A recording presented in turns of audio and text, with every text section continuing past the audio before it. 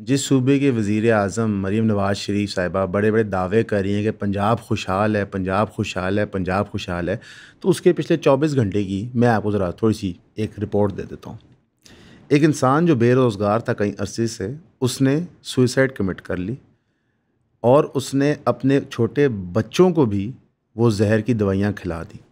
अभी उसके जो छोटे बच्चे हैं, बेटा उमर, सुफियान और डॉटर आसिफ़ा, ये सब के सब ईद के नए कपड़े मांग रहे थे और इन कपड़े मांगने की वजह से उस बंदे ने अपनी जान ले ली। ये वाक़या है रहीम यार ख़ान का। बहावलपुर के अंदर एक बड़ी उम्री खातून भूख की वजह से फौत हो गई और उनकी बहन जो ज़ेरे इलाज थी, उस महंगाई को देखते हुए उन्होंने खाने के कुछ ना होने की वजह से की जान चली गई। हमारे सूबाओं के अंदर, हमारे मुल्क के अंदर गरीब आवाम का कोई रखवाला नहीं है। पेट्रोल 1 रुपया महंगा मज़ीद कर दिया गया है और बिजली भी इस बजट में बढ़ा दी जाएगी। आम तबके को ना तो सिर्फ हमने तबाह कर दिया है, बल्कि उनकी जो मौत है उसके ऊपर भी हम सेटिस्फाइड नहीं हैं। हम चाहते हैं किसी भी तरह इन लोगों को तबाह कर दिया जाए। सियालकोट के अंदर पीटीआई के वर्करों ने इंसाफ मांगा तो पुलिस ने 271 पीटीआई के वर्करों पे ही पर्चे करवा दिए। वो इलेक्शन की पैरवी दे रहे थे, जो बाई इलेक्शन वहाँ हो रहा था, तो उन्हीं के ऊपर पर्चे करवा दिए। जब ज़िला इंतज़ामिया ने उनसे ताउन ना किया, उनको डॉक्यूमेंट्स ना दिए, उनके पोलिंग अफसरों को हटाया गया। ऐसे मुल्क में हम एग्जिस्ट कर रहे हैं। बहुत अरसे से हम इस चैनल पे डिस्कस कर रहे थे पीटीआई कह रहा हूँ, मुल्क की जीत, आलमी सतह पे मुल्क की जो पजीराई हो रही है, लेकिन लिटरली लोकली स्पीकिंग सरकार जो है वो बद से बदतर हुई जा रही है। अब ये सिर्फ पंजाब की सूरत हाल नहीं है। चीफ ऑफ आर्मी स्टाफ और शहबाज शरीफ साहब क्वेटा जाते हैं, इतवार को ग्रैंड जिरगा होता है, तो मंडे वाले दिन क्वेटा के अंदर हैंड ग्रेनेड का हमला हो जाता है, जिसके अंदर 3 पुलिस एहलकार समेत 3 और लोग इंजर कर दिए जाते हैं। इस सारी सिचुएशन के दौरान हमने आपको सुबह बताया था कि टिकटॉकर सना यूसुफ कत्ल कर दी जाती हैं, छोटी सी वो एक बच्ची हैं। अब उनके प्राइम सस्पेक्ट को पकड़ लिया गया है। इसी दौरान साउथ वज़ीरिस्तान में एक 13 साल की बच्ची लैंड माइन पे पैर रख के शहीद हो जाती है। ये जो हमने आपको मुख्तलिफ इंसिडेंट्स गिनवाए हैं, आपको बताए हैं, मुख्तलिफ इलाकों से हमने ये उठाए हैं, ये सारे पिछले 48 घंटे में हुए हैं। पाकिस्तान के अंदर आपका जान और माल महफूज नहीं है और हम बड़े बड़े दावे इंटरनेशनल स्टेज पे कर रहे हैं। ठीक है, अल्लाह हमें पजीराई बड़े स्टेज पे दे रहा है, लेकिन यहाँ पे एक आम इंसान के लिए रहना मुश्किल से मुश्किल हो रहा है, जहाँ पे छोटी बच्चियों से लेकर बड़ी उम्र की खातून तक का कोई डिफेंस मैकेनिज्म सरकार के पास एग्जिस्ट नहीं करता। इस साउथ वज़ीरिस्तान वाली मिसाल लेते हैं। कोई सवाल का जवाब देना चाहेगा कि ये लैंड माइन कहाँ लगी, कब लगी, क्यों लगी, क्या ये मिलिट्री ऑपरेटर्स ने लगाई, क्या ये टीटीपी ने लगवाई, क्या ये लोकल किसी लैंडलॉर्ड ने लगा दी, ये वेपनरी हमारे पास आ कैसे रही है? जब तक इन सवालों के जवाब नहीं होंगे तो हमारी कौम की तरक्की नहीं हो सकती। जान और माल की हिफाजत की गारंटी सरकार लेती है। जब नेशन स्टेट्स बने थे तो सॉवरेनिटी का मतलब होता है monopoly of violence over the region, कि सरकार ने इंसाफ करना है, सरकार ने हमें प्रोटेक्शन देनी, लेकिन वो ये फ़राइज़ सर अंजाम ही नहीं दे रहे। जब हम इस सिचुएशन को थोड़े से और बड़े पर्सपेक्टिव में लेते हैं तो हमें समझ आता है कि हमारे पास बेसिक रिस्पांस मैकेनिज़म्स नहीं हैं। सुबह हमने आपको बताया कराची में 6 ज़लज़ले महसूस हुए हैं। अभी तक 19 माइनर अर्थक्वेक रिकॉर्ड हो गए संडे की बनिस्बत, जिसके दौरान एक जेल ब्रेक भी हो गया, क्योंकि हमारे पास अगेन रेलेवेंट अथॉरिटीज़ नहीं थी। हमारी लोकल एडमिनिस्ट्रेशन इतनी कमज़ोर कर दी गई है और उनकी क्योंकि इक्विटेबल रिप्रेजेंटेशन नहीं है थ्रू यूसी के इलेक्शंस, तो लोग कुछ अकाउंटेबल होल्ड ही नहीं कर सकते। आपने जो भी बात करनी है अपने एमपी या एमएनए से करनी है। बज़ाहिर कराची शहर का मेयर तो आपने इलेक्ट कर दिया, लेकिन उसकी ज़्यादातर ताकतें आपने ब्यूरोक्रेसी को ही दे दी, क्योंकि पीपल्स पार्टी को यह डर था कि आज तो हमारा मेयर बन गया, कल को कोई और बनेगा तो हमारी पावर यहाँ कम ना हो जाए। इस पॉलिटिक्स के नंगे नाच में अवामुन नास का दिन दहाड़े नुकसान होता है। ये टोटल मजमुआ है हमारी लोकल सियासत का। हमारी लोकल सियासत के 2 लेवल हैं। आम बंदे का मरना कॉमन चीज़, उसके राइट्स ख़त्म होना कॉमन चीज़। कराची की स्ट्रीट क्राइम छोड़ दें, लसानियत की बुनियाद पे कत्ले आम छोड़ दें, दिन दहाड़े जो वहाँ पे डाके डर रहे हैं छोड़ दें। और दूसरे लेवल पे हमारी सियासत होती है, हमारे सियासी पॉलिटिकल फिगर्स और उनकी ग्रैंड स्टैंडिंग। कभी मरीम नवाज साहिबा अपने कलावे पढ़ती हैं, कभी नवाज शरीफ साहब पढ़ते हैं, कभी शहबाज शरीफ साहब बताते हैं, कभी भुट्टो ख़ानदान हमारे पे एहसान जतलाता है कि हमने कितना खून दिया आप लोगों के लिए, और खून दे दे के हमारी अपनी रियासतें कितनी बड़ी हो गई, हमारी अपनी दौलतें कितनी बड़ी हो गई हैं। जिस ख़ानदान में कत्ले आम हो, जिस ख़ानदान के लोग शहीद कर दिए जाएँ, तो उस ख़ानदान के अंदर दौलत नहीं बढ़ती, कम होती है। लेकिन हमारे सियासतदान वो हैं जिनके बंदे जब शहीद भी होते हैं, कत्ल भी होते हैं, तो उनकी ज़ाती दौलतें आसमानों को छूना शुरू कर देती। इस सब के दौरान हमारे पास क्या उम्मीद है, क्या होप है, हम क्या कर सकते हैं जब हमारे अदालती निज़ाम बिल्कुल मफलूज कर दिया गया है? तो आम बंदा कहाँ पे जाएगा? यहाँ पे फिर आपको विजिलेंटिज़म नज़र आती है। यहाँ पे आप देखते हैं कि आम से आम बंदा ये समझता है कानून को अपने हाथ में लो। इसी वजह से पाकिस्तान का जो इनडायरेक्ट टैक्सेशन का निज़ाम है वो तबाहकुन है। एक आम बंदा कहता है मैं टैक्स किस चीज़ के लिए दूँ, अपनी इनकम टैक्स क्यों डिक्लेयर करूँ, अपना ब्लैक मनी वाइट क्यों कराऊँ जब मुझे सरकार ने कोई प्रोटेक्शन देनी ही नहीं है। और फिर सरकार की मजबूरी बनती है IMF और दीगर इदारों के पैसे वापस करने के लिए कि जो डायरेक्ट टैक्सेशन है GST की, टैक्स लेवल्स की, वो बढ़ाते जाएं, और इसका डायरेक्ट इम्पैक्ट हमारी इंडस्ट्री और हमारी डेली लिविंग पे आता है। ये पूरा निज़ाम लिंक्ड है। इसका एक एक नट बोल्ट जो है वो सिर्फ अवामुन नास को निचोड़ने के लिए बन चुका है। हम पाकिस्तान जो रियासत में रहते हैं, जिसका हम कहते हैं एलीट कैप्चर है, उसके अंदर कुछ ब्यूरोक्रेट्स, कुछ जजेस, कुछ पॉलिटिशियंस, कुछ मिलिट्री इस्टेब्लिशमेंट के लोगों ने पूरे सिस्टम को अपनी महरून मिन्नत रखने के लिए इस तरह का बना दिया है। इसलिए पाकिस्तान जंगी तौर पे तो तरक्की शायद कर रहा है, इंडिया को नाको चने चबवा रहा है, लेकिन अपने लोगों की बहाली के लिए कुछ नहीं कर पा रहा। और इसमें सारी सरकारें मुलव्वस हैं। हमने देखा है कि जो भी सरकार यहाँ पे आती है वो बड़े लोन लेती है, लोन के एवज़ डेवलपमेंट पॉलिसीज़ अनाउंस करती है, और उन डेवलपमेंट पॉलिसीज़ के एवज़ लोगों को एहसान जलाती है।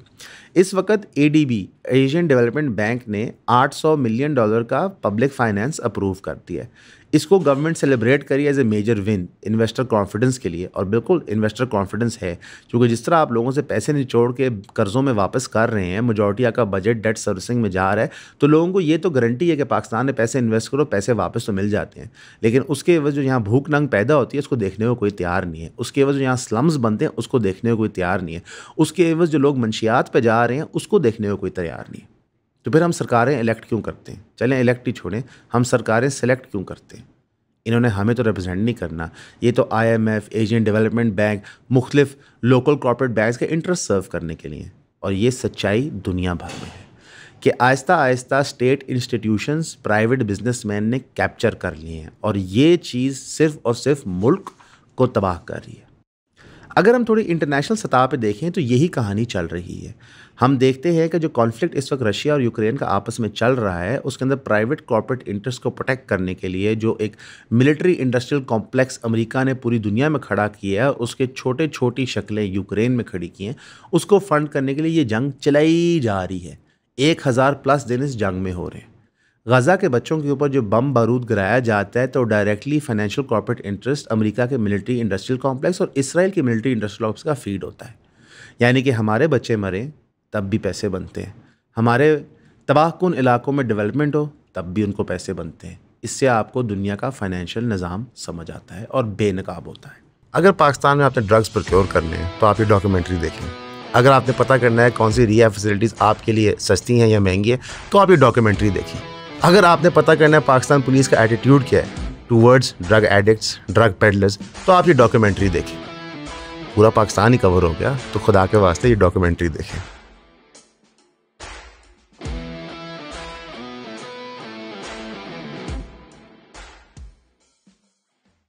सरकार पहले आपको भूखा नंगा करती है, फिर आपकी भूख नंग मिटाने के लिए पैसे लगाती है, फिर जब वो प्रोजेक्ट फेल करता है तो उस पर सेकंड लोन लेती है। ये तरीके वारदात पूरी दुनिया में चल रहा है। इंडिया की जो ज़िल्लत है उसमें भी इंक्रीज़ आई जा रहा है, और इसमें पाकिस्तान का मार्का कम है, दुनिया की नफ़रत मोदी और हिंदुत्वा से ज़्यादा है। G7 का समिट कनाडा में हो रहा है और वहाँ पे नरेंद्र मोदी को इनवाइट नहीं किया गया। इनफैक्ट ये बहुत हैरानकुन बात है कि मोदी जो दुनिया की चौथी सबसे बड़ी इकॉनमी के मालिक हैं, उनको G7 समिट पे नहीं बुलाया गया। उसकी वजह ये है कि कनाडा की सरकार ने मोदी की गवर्नमेंट की जो पॉलिसीज़ थी कनाडा के अंदर लोगों को एक्स्ट्रा जुडिशली किल कर देने की, उसकी मज़ामत करते हुए उनको इससे डिसइनवाइट किया है। विश्व गुरु को एक और चपेट पड़ी। इलॉन मस्क ने भी अनाउंस कर दिया कि हम बिल्कुल नहीं इंटरेस्टेड कि इंडिया में हम अपनी मैन्युफैक्चरिंग लेके जाएं। ये जो इंडिया के अंदर पुश था कि हम दुनिया की मैन्युफैक्चरिंग हब बनने की कोशिश करें, तो उसको एक और बहुत बड़ी डज लगी। एक कंपनी जो ट्रंप के बहुत करीब समझी जाती है, और ट्रंप जो मोदी के बकौल उनका मित्र है, उनका दोस्त है, उनकी तरफ से भी जवाब हो गया। पहले एप्पल के सीईओ को समझाया गया कि इंडिया नहीं जाना, और अब इलॉन मस्क ने तो खुद कॉल दे दी कि इंडिया नहीं जाना चाह रहा। इनफैक्ट अमेरिका जिस तरफ अपना रुख कर रहा है, तो चाइना के लिए तो मुश्किलात पैदा हो रही हैं इस टैरिफ वॉर के अंदर, लेकिन इंडिया को भी short end of the stick मिल रही है। यही होता है जब आप अमेरिका से ज़्यादा दोस्ती करते हैं, वो आपको यूज़ भी करता है, अब्यूज़ भी करता है, फिर बीच चौराहे भी छोड़ देता है। नहीं मानते? पाकिस्तान से पूछ लो। जिस इकोनॉमिक दंगल में हम पड़े हुए हैं, वो अमेरिका की वॉर ऑन टेरर लड़ने की वजह से है। अमेरिका की वॉर ऑन टेरर लड़ने से पहले पाकिस्तान में दहशतगर्द हमले ना होने के बराबर थे, लेकिन इस वक्त जो दहशतगर्दी का आलम है कि आपका Balochistan, KPK, south Punjab, interior Sindh हिल चुका है। अब तो आज़ाद जम्मू कश्मीर में भी दहशतगर्द के वाक़यात कराए जा रहे हैं, और इस दहशतगर्दी की वेव से सबसे ज़्यादा फ़ायदा इंडिया ने लिया। जब उन्होंने बिलियंस ऑफ डॉलर्स पंप किए ऑर्गेनाइजेशंस लाइक BLA और TTP के अंदर, जब उन्होंने ड्यूरल लाइन की तरफ अफगानिस्तान वाली साइड में मुख्तलिफ अपनी एम्बेसीज़ बनाई, दुनिया हैरान थी कि इंडिया अफगानिस्तान में इतनी एम्बेसियाँ क्यों बना रहा है, क्योंकि वहाँ से वो एस्पियोनाज कर रहे थे यहाँ पर। इस सब का खमियाजा अब इंडिया को भुगतना पड़ेगा, क्योंकि अमेरिका यही करता है कि नेशन स्टेट्स को इस्तेमाल करता है, बीच चौराहे छोड़ देता है। यूक्रेन और रशिया की जो जंग के अंदर है, यूक्रेन को बाइडेन एडमिनिस्ट्रेशन ने पंप किया कि तुम जाओ रशिया पे हमला करो, हम तुम्हारे साथ हैं। अब उन्होंने मुंह मोड़ लिया। अब पूरा यूरोप यूक्रेन की सपोर्ट में खड़ा हो गया है, ताकि जो यूक्रेन का प्रॉब्लम है वो बाकी यूरोप में ना जाए। लेकिन इंशाल्लाह इस आग में जिसमें इन्होंने मुसलमान बच्चे बच्चियों को मिडिल ईस्ट के, पाकिस्तान के धकेला था, पूरी दुनिया जलेगी। क्योंकि जब आप नाइंसाफ़ी की बुनियाद पे डिसीजंस बनाना शुरू कर दें, तो इसका रिज़ल्ट कभी ना कभी आता है। 10 साल की एक दलित बच्ची बिहार में अनफॉर्चुनेटली फौत हो गई है, और बताया जा रहा है मुबैना तौर पे कि उसका रेप किया गया था। इसको बीजेपी की सरकार दोबारा कवर अप करने की कोशिश कर रही है, क्योंकि उनकी एक लॉन्ग स्टैंडिंग हिस्ट्री रही है कि वो रेप केसेस और औरतों के हक़ के लिए आवाज़ नहीं उठाते। एक तरफ गैंग रेप केस होता है, जब वो मुलजिम रिहा होते हैं तो बीजेपी के लोग जाकर उनको वेलकम करते हैं, उनको अपने झंडे पहनाते हैं, उनको कल को MNA-MP के टिकट्स देते हैं। इंडिया के अंदर जो सेक्सिज्म का प्रॉब्लम है, वो इतना डीप रूटेड है उनके कल्चर के अंदर, जहाँ पे हिंदुइज्म में उनको बराबर नहीं समझा जाता, उनको एज एनिमल्स मिसट्रीट किया जाता है। और फिर भी दुनिया कहती है कि इस्लाम औरतों को हक़ नहीं देता। कभी झांक के देखें इंडिया के अंदर बच्चियों के साथ क्या हो रहा होता है। ठीक है, हमारे मुल्क में भी ज़्यादतियाँ होती हैं, लेकिन हमारा दीन और हमारा कानून दोनों उसको ज़्यादती समझते हैं। वहाँ पे उनका कानून तो उसको ज़्यादती समझता है, लेकिन जो उनका मज़हब है और जो उनकी सकाफ़त है वो उसको गलत नहीं समझती। हमारे मुल्क में बहस होती है कि 18 साल की उम्र लीगल एज ऑफ मैरिज होनी चाहिए या नहीं, और उसमें दीनी वजूहात बताई जाती हैं क्यों नहीं होनी चाहिए, बालिग के कॉन्सेप्ट की बात की जाती है। लेकिन इंडिया में ऐसी कोई गुफ्तगू नहीं होती। ये आम बात है कि वहाँ पे छोटी बच्चियों की शादियाँ करा दी जाती हैं दरख्तों से, जानवरों से। ये आम बात है कि जब तक बच्ची जहेज़ का ढेर सारा सामान नहीं लाती, उसकी शादी नहीं होती। इस पे बॉलीवुड की इंडस्ट्री ने एक नहीं कई फिल्में बना चुके हैं, लेकिन इस दलदल से वो निकल नहीं पा रहे। तो ये जो विश्व गुरु बनने की ख्वाहिश होती है ना, इसको सोच समझ के अप्लाई करना चाहिए, लेके जाना चाहिए। एक ज़ायनिस्ट से दूसरे ज़ायनिस्ट पे इसराइल ने जो एड कैंप के ऊपर रफ़ा में हमला किया था, जहाँ पे फ़लस्तीनियों को शहीद किया था, जो वहाँ पे लोग काम कर रहे थे उनको कत्ल कर दिया गया था, जो उनके लिए इमदाद थी, इसके ऊपर तो UN ने भी कहा कि हम खामोश नहीं रह सकते। कोई इंटरनेशनल बॉडी अब इसराइल के साथ खड़े होने को तैयार नहीं है। उसकी वजह यह है कि उनकी बर्बरियत इस इंतहा पे पहुँच गई है कि दुनिया इस खून को इग्नोर नहीं कर पा रही। इसकी छोटी छोटी मिसाल है कि जो राइट विंग कमेंटेटर्स आपको मिलते हैं अमेरिका के अंदर भी, वो भी आहिस्ता आहिस्ता इसराइल इशू से अपना मुंह मोड़ रहे हैं। चार्ली कर्क ने जब इसराइल का दिफा करने की कोशिश की कैम्ब्रिज यूनिवर्सिटी में, तो उसकी वो छितरौल हुई जो शायद माजी में किसी की भी नहीं हुई उस यूनिवर्सिटी के अंदर। दुम दबा के वो वहाँ से भागे। पानी की तो उन्होंने इतनी ही बोतलें पी ली कि लग रहा था कि किसी वक्त उनका पेशाब शायद निकल जाए। उसकी बुनियादी वजह ये थी कि जब उनके पास किसी बहस का जवाब नहीं होता था, तो वो तल्ख सा कमेंट पास करके सीरियस सी शक्ल बना लेते थे, और यूनिवर्सिटी के बच्चों ने उनको दिन के दौरान ही चांद और तारे दिखा दिए थे। अब इसके अंदर जो कैजुअल्टीज़ रिपोर्ट की गई थी रफ़ा वाले मामले में, उसमें रेड क्रॉस ने स्टेट किया कि 179 कैजुअल्टीज़ हमें मिली। 21 डेथ्स जो थी वो फील्ड हॉस्पिटल इन रफ़ा की थी, और 179 टोटल केसेस बनते थे। इसमें से विमेन एंड चिल्ड्रन थे जिनमें से 21 डेड ऑन अराइवल थे। जो Hamas run civil defence agency है उन्होंने 31 डेथ्स रिपोर्ट की, 176 वुंडेड रिपोर्ट किए और इस तरह मुबैना रिपोर्ट्स और भी आती रही। अब इसका हासिल हसूल क्या होगा? कुछ भी नहीं, क्योंकि यूएन ने ये शो किया है कि चाहे वो यूक्रेन रशिया का मामला हो, चाहे वो इसराइल गाज़ा का मामला हो, वो कुछ कर नहीं सकते। इनफैक्ट यूएन तभी कुछ कर सकता था जब अमेरिका और जो बड़ी सुपर पावर्स हैं उसको बैक करती थी, लेकिन इन दोनों केसेस में ना तो सिर्फ उनको बैक नहीं कर रही, वो उनको घास भी नहीं डाल रही। तो लिहाजा यूएन की इनफेक्टिवनेस जिस तरह बुरी तरह से एक्सपोज हुई है पिछले 3 साल में, शायद कभी ह्यूमन हिस्ट्री में नहीं हुई थी। मल्टीपोलर वर्ल्ड का एक ये नुकसान होता है कि जो आपकी वर्ल्ड बॉडीज़ होती हैं वो ऑपरेट नहीं कर पा रही। बदमाश एक नहीं है ना, दुनिया में अब 2-3 बदमाश हैं। तो जब एक सेंट्रल बॉडी एक बदमाश की बात नहीं मानती तो वो डायरेक्टली अपनी मनमर्जी करते हैं। रशिया की जो एनेक्सेशन है यूक्रेन की, और ये एनेक्सेशन है आखिरी दफ़ा हमने ये एज ऑफ एम्पायर्स में देखी थी, मॉडर्न डे इन एज में नहीं देखी थी कि बाकायदा जाके इलाके फ़तह होकर अपने मुल्क में शामिल किए जा रहे हैं। यूएन का फेलियर है।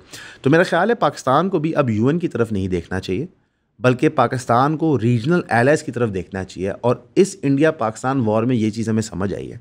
पहलगाम के इंसिडेंट के 2 हफ्ते तक पाकिस्तान दुनिया को जा के शोर मचाता रहा कि जनाब इंडिया हमला करेगा, इनको समझाओ, हम न्यूक्लियर आर्म्ड कंट्रीज़ है, मामला एस्केलेट ना कर जाए। दुनिया खामोश है।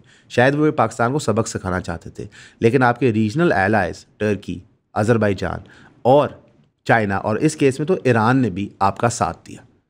तो रीजनल स्टेबिलिटी फार मोर क्रिटिकल है, और यही सबक इंडिया को भी समझना चाहिए कि इस वक्त आप दुश्मनों से सराउंडेड हैं बकौल आपके, और ग़ुलामी किसकी कर रहे हैं? अमेरिका की, जो आपको घास पे नहीं डाल रहा।